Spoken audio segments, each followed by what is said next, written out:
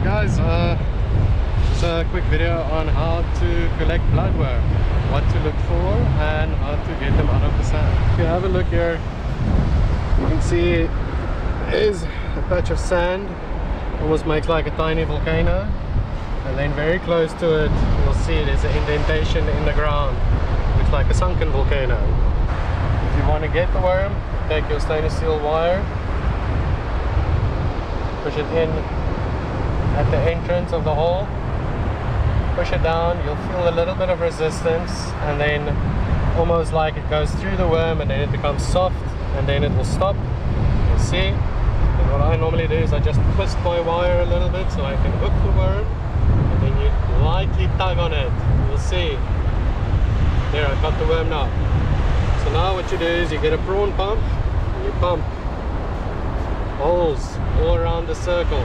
This just helps you to dig into the sand and to determine where the wire is going.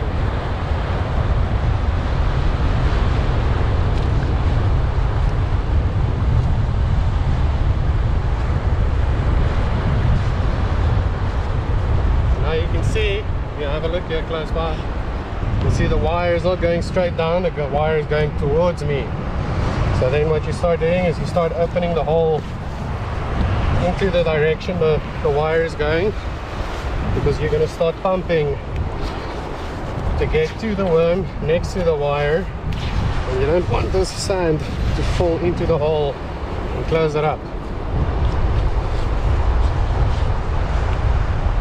See, now the wire is almost going straight down, a little bit more towards the side.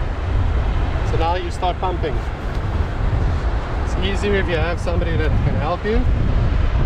Just to hold onto the wire, take your prawn pump, push it next to the wire.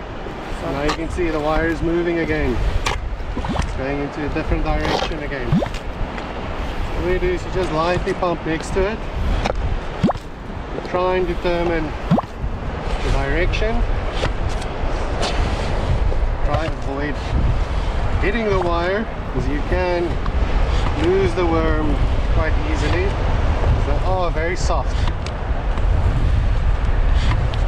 Right, so as you can see, change direction again. Now we just dig towards the worm, towards the wire.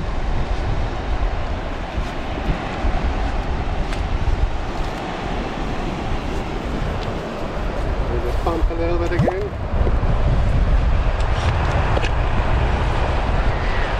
See, you're close to the wire, you can push your prawn pump in next to it,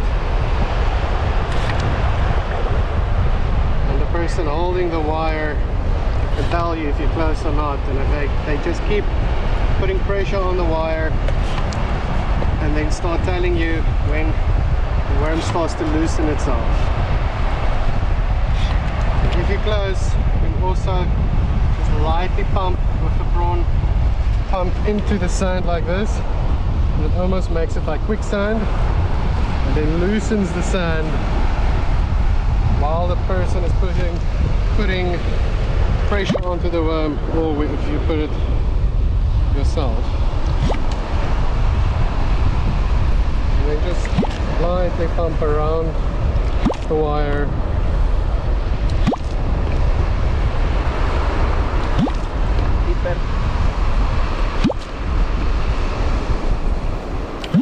Keep it.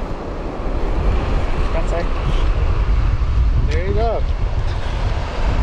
And that's how you get bloodworm.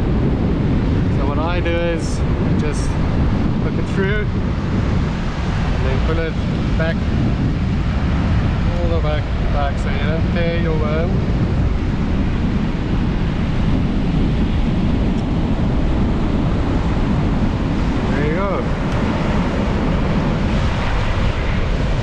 Nice fresh bloodworm.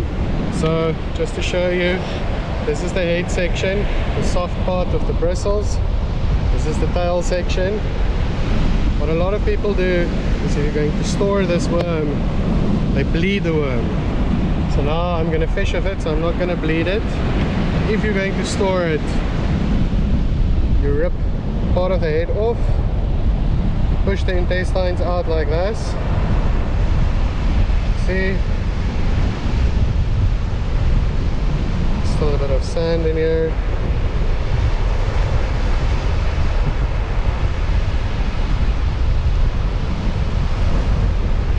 Remove everything, there you go. There's your clean bloodworm. Now this you can preserve with salt. Just rinse it in some seawater, put some coarse salt onto this, wrap it in a bit of newspaper, and then into a Ziploc bag and freeze it. Can keep a year or two.